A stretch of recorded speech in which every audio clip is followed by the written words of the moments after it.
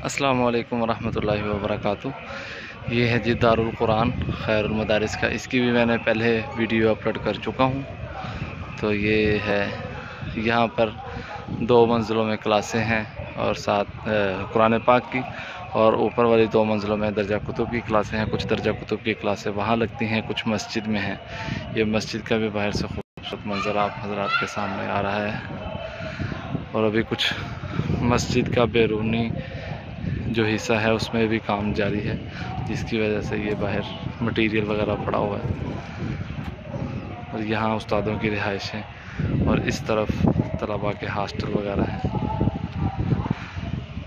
यह ऊपर दारुल कुरान मुकम्मल आपको जो नज़र आ रहा है। माशाल्लाह ये बहुत ही खूबसूरत मनाजिर हैं।